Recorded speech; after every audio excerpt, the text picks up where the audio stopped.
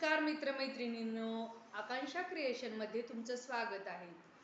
तर मी तुम्हाला आपल्या आयुष्यातील निगेटिव्हिटी, निरर्थक गोष्टी यात आपला वेळ फालतू वाया न घालवता आपण आपला वेळ सत्कारणी कसा लावावा, आपल्या वेळेचा आपण सदुपयोग कसा करावा यावर एक स्टोरी सांगणार आहे।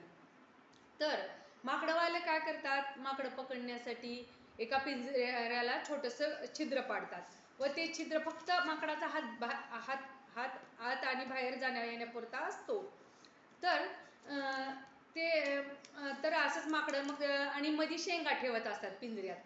तर माकडं काय करतात, येतात त्या शेंगा बघून पिंजऱ्यात हात घालतात व मूठ भरून शेंगा घेतात, पण मूठ बाहेर न येण्यासारखं ते छिद्र असतं मित्रमैत्रिणींनो, त्याच्यामुळे त्यांचा हातच बाहेर काढता येत नाही त्यांना।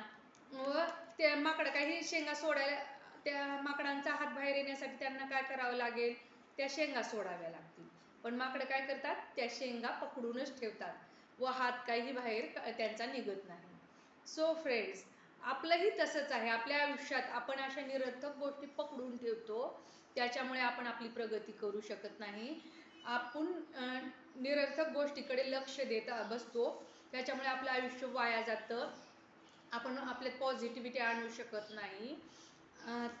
तर आपण काय म्हणतो, हा असंच करतो, ह्याच्यामुळे मी माझी प्रगती करू शकलो नाही, अशा निरर्थक गोष्टीत युक्तिवाद, काही ठिकाणी तर कौटुंबिक भांडणी करत बसतो, वादविवाद घालत बसतो त्या व्यक्तीशी।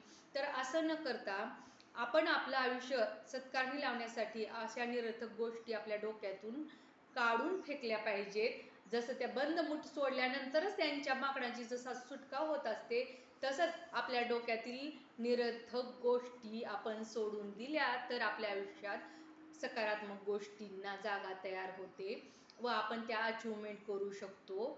तर सो फ्रेंड्स, ही स्टोरी तुम्हाला आवडली असल्यास जास्तीत जास्त लोकांपर्यंत शेअर करा, जेणेकरून त्यांच्याही आयुष्यात या गोष्टीचा सदुपयोग होईल, त्यांचंही आयुष्य सत्कारणी लागेल।